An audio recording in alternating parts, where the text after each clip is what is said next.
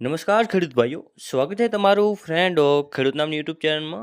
તો ખેડૂત ભાઈઓ, આપણે સૌ જાણીએ છીએ કે હાલ આ ખેડૂત પોર્ટલ પર 148 જેટલી યોજનાઓ ચાલુ છે અને એમાંથી ખેતીવાડી વિભાગમાં 42 જેટલા ઘટકો પર સરકાર સહાય આપે છે.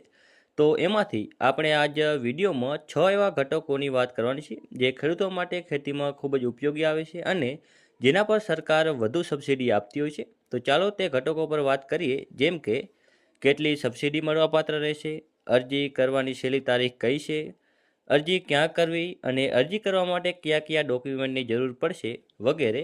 તો ખેડૂત ભાઈઓ, આ બધી જ માહિતી આપણે આ એક જ વિડીયોમાં મેળવવાના છીએ. તો ચાલો તે માહિતી મેળવીએ, પરંતુ તે પહેલાં જો તમે વિડીયોમાં પહેલી વાર આવ્યા હો તો વિડીયોને એક લાઇક કરો, ચેનલ સબસ્ક્રાઇબ કરીને ઘંટી નોટ પર સિલેક્ટ કરી નાખો, જેથી આવી જે ખેડૂત ભાઈઓને લગતી ઉપયોગી માહિતીઓના વિડીયો અમે સૌથી પહેલાં તમારા સુધી પહોંચાડતા રહીશું. તો ચાલો હવે ખેડૂત ભાઈઓ આપણે આગળ વધીએ. તો જેમાં આપણે સૌથી પહેલાં ઘટકની વાત કરીએ તો તે છે ટ્રેક્ટર ઘટક.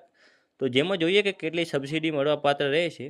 તો ખેડૂત ભાઈઓ, ટ્રેક્ટર ઘટક માટે સરકાર તમને 20 પીટીઓ હોર્સ પાવરથી લઈને 60 પીટીઓ હોર્સ પાવરના ટ્રેક્ટરની ખરીદી કરવામાં તમને સરકાર કુલ ખર્ચના 25% અથવા તો ₹1,00,000 બેમાંથી જે ઓછું હોય તેટલી સહાય તમને મળવાપાત્ર રહેશે. તો હવે ખેડૂત ભાઈઓ આપણે આગળ વધીએ. તો બીજું ઘટક છે પાક સંગ્રહ સ્ટ્રક્ચર, એટલે કે ગોડાઉન. તો જોઈએ કે તેમાં સરકાર કેટલી સબસિડી આપે છે. તો સરકાર તમને પાક સંગ્રહ સ્ટ્રક્ચર બનાવવા માટે કુલ ખર્ચના 50% અથવા તો ₹1,00,000 બેમાંથી જે ઓછું હશે તેટલી સહાય તમને મળવાપાત્ર રહેશે. હવે ખેડૂત ભાઈઓ આપણે ત્રીજા ઘટકની વાત કરીએ તો તે છે રોટાવેટર. તો તેમાં જોઈએ કે કેટલી સરકાર તમને સબસિડી આપે છે. તો ખેડૂત ભાઈઓ, અનુસૂચિત જાતિ અને જનજાતિ એટલે કે એસટી એસસી સિવાયના સામાન્ય વર્ગના ખેડૂતોને કે જેમની જમીન 2 હેક્ટરથી વધુ હોય એટલે કે મોટા ખેડૂતોને સરકાર કુલ ખર્ચના 40% અથવા તો ₹73,000 બેમાંથી જે ઓછું હોય તેટલી તમને સહાય મળવાપાત્ર રહેશે. પછી છે અનુસૂચિત જાતિ અને જનજાતિ એસટી એસસી વર્ગ સિવાયના સામાન્ય વર્ગના નાના સીમાંત અને મહિલા ખેડૂતોને સરકાર ખરીદી કિંમતના એટલે કે કુલ ખર્ચના 50% અથવા તો ₹95,000 બેમાંથી જેટલું ઓછું હોય તે સહાય મળવાપાત્ર રહેશે.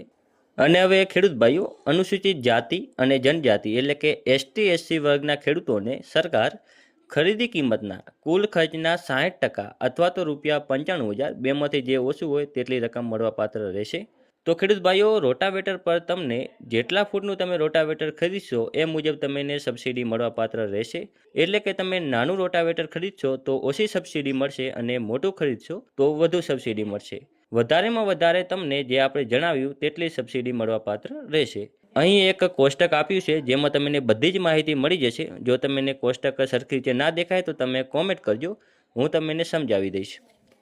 તો હવે ખેડૂત ભાઈઓ આપણે આગળ ચોથા ઘટકની વાત કરીએ તો જે છે પંપ સેટ્સ એટલે કે પાણીની મોટર.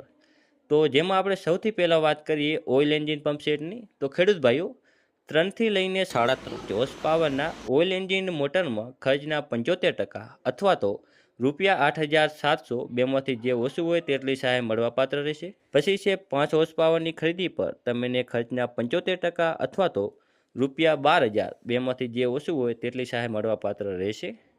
પછી છે 7.5થી લઈને 8 હોર્સ પાવરની ખરીદી પર ખર્ચના તમને 75% અથવા તો ₹13,500 બેમાંથી જે ઓછું હશે તેટલી સહાય મળવાપાત્ર રહેશે.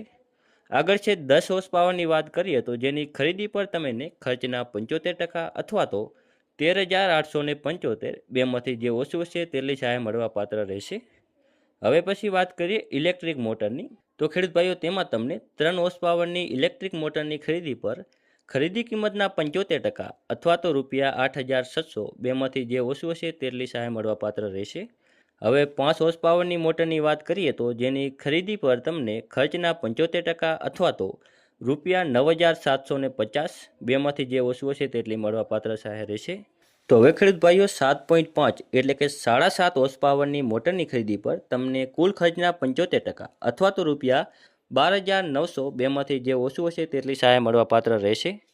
હવે વાત કરીએ સબમરીબલ પંપ સેટની. તો ખેડૂત ભાઈઓ, 3 હોર્સ પાવરના સબમરીબલ પંપ સેટની ખરીદી પર તમને ખરીદી કિંમતના 75% અથવા તો ₹15,750 બેમાંથી જે ઓછું હશે તેટલી સહાય મળવાપાત્ર રહેશે. પછી છે 5 હોર્સ પાવરના સબમરીબલ પંપ સેટની ખરીદી પર તમને ખરીદી કિંમતના 75% અથવા તો ₹22,350 બેમાંથી જે ઓછું હશે તેટલી સહાય મળવાપાત્ર રહેશે. પછી છે 7.5 હોર્સ પાવરના પંપ સેટની ખરીદી પર તમને ખરીદી કિંમતના 75% અથવા તો ₹27,975 બેમાંથી જે ઓછું હશે તે. અને 10 હોર્સ પાવરના પંપ સેટની ખરીદી પર તમને ખરીદી કિંમતના 75% અથવા તો ₹33,525 બેમાંથી જે ઓછું હશે તેટલી સહાય મળવાપાત્ર રહેશે. હવે ખેડૂત ભાઈઓ આપણે પાંચમા ઘટકની વાત કરીએ તો જે છે પાઇપલાઇન એટલે કે વોટર કેરિંગ પાઇપલાઇન. હવે જોઈએ ખેડૂત ભાઈઓ કે સરકાર પાઇપલાઇન માટે કેટલી સબસિડી આપે છે. તો જેમાં અનુસૂચિત જાતિ અને જનજાતિ એટલે કે ST/SC વર્ગના ખેડૂતોને ખરીદી કિંમતના 75% અથવા તો ₹22,500 બેમાંથી જે ઓછું હશે તેટલી સહાય મળવાપાત્ર રહેશે. અને અનુસૂચિત જાતિ જનજાતિ એટલે કે ST/SC વર્ગ સિવાયના અન્ય ખેડૂતોને ખરીદી કિંમતના 50% અથવા તો ₹15,000 બેમાંથી જે ઓછું હશે તેટલી સહાય મળવાપાત્ર રહેશે. હવે આપણે છેલ્લા ઘટકની વાત કરીએ તો જે છે તાર ફેન્સિંગ. તો ખેડૂત ભાઈઓ, સરકાર તમને તાર ફેન્સિંગ માટે પ્રતિ રનિંગ મીટર દીઠ ₹200 અથવા તો કુલ ખર્ચના 50% બેમાંથી જે ઓછું હશે તેટલી સહાય મળવાપાત્ર રહેશે. અને ખેડૂત મિત્રો, તાર ફેન્સિંગ માટે તમારે 2 હેક્ટરની જમીન હોવી જરૂરી છે. જો કોઈ ખેડૂત ભાઈ પાસે આટલી જમીન નથી તો તમે ક્લસ્ટર દ્વારા એટલે કે તે ખેડૂત બાજુવાળા ખેડૂત સાથે મળીને ગ્રુપ બનાવીને લાભ મેળવી શકે છે, જેમાં તમે 2 કે તેથી વધુ ખેડૂતો મળીને સાથે અરજી કરી શકો છો અને આ યોજનાનો લાભ મેળવી શકો છો. તો ખેડૂત ભાઈઓ, તાર ફેન્સિંગ યોજનાનો સંપૂર્ણ માહિતીવાળો વિડીયો આપણે આપણી ચેનલમાં મૂકી દીધો છે, તો તમે તે જોઈ લેજો જેથી તમને તાર ફેન્સિંગ માટે યોજનાની ગાઈડલાઈન અને તેની બધી જ માહિતી તમને મળી જશે. તો તે વિડીયો જોવા માટે તમે ડિસ્ક્રિપ્શનમાં આપણે લિંક મૂકી દીધી છે, તો તેના પર ક્લિક કરીને તમે વિડીયો જોઈ શકો છો. તો ચાલો ખેડૂત ભાઈઓ, હવે આપણે આગળ જોઈએ કે આ યોજનાઓમાં અરજી કરવા માટેની છેલ્લી તારીખ કઈ છે. તો આ યોજના આઈ ખેડૂત પોર્ટલ પર 27/3/2026થી શરૂ થઈ ગઈ છે અને તેની છેલ્લી તારીખ છે 26/4/2026 સુધી તમે અરજી કરી શકશો. એટલે કે તમારી પાસે 1 મહિનાનો સમયગાળો રહેશે અરજી કરવા માટે. હવે આપણે આગળ વધીએ કે અરજી ક્યાં કરવી તેની વાત કરીએ તો અરજી કરવા માટે તમારે આઈ ખેડૂત પોર્ટલ 2.0 પર જવાનું છે અને ત્યાં ખેતીવાડી વિભાગ પર જવાનું છે. પછી ત્યાં ખેતીવાડી વિભાગની બધા જ ઘટકો તમને જોવા મળી જશે, જેમાંથી તમારે જે પણ ઘટક પર અરજી કરવી હોય તો તેની સામે અરજી કરો લખેલ છે, તેના પર ક્લિક કરીને તમે અરજી કરી શકો છો. હવે અરજી કરવા માટે લાગતા ડોક્યુમેન્ટની વાત કરીએ તો તમારે આધાર કાર્ડ, 7, 12 અને 8, બેંક પાસબુક અને મોબાઈલ નંબર જે આધાર સાથે લિંક હોય તેવો મોબાઈલ નંબર રાખો, એટલે કે તેના પર OTP આવશે અને તમે અરજી કરી શકશો. તો અરજી કરવા માટે તમારે આટલા ડોક્યુમેન્ટ સાથે રાખવા. હવે જોઈએ કે અરજી કોણ કરી શકે. તો ખેડૂત ભાઈઓ, અરજી તમે જાતે કરી શકો છો તમારા મોબાઈલ દ્વારા. અરજી તમારે કરવી હોય તો તમે YouTube પર સર્ચ કરીને જોઈ શકો છો કે અરજી કેવી રીતે કરવી, તો તમને બધી જ માહિતી મળી જશે. અને તમે અરજી CSC સેન્ટરે જઈને પણ કરાવી શકો છો તથા તમે ગામના VC પાસે જઈને પણ અરજી કરાવી શકો છો. તો ખેડૂત ભાઈઓ, હવે આપણે આ વિડીયો સમાપ્ત કરીએ છીએ. આ વિડીયોમાં આપણે 6 ઘટકોની વાત કરી.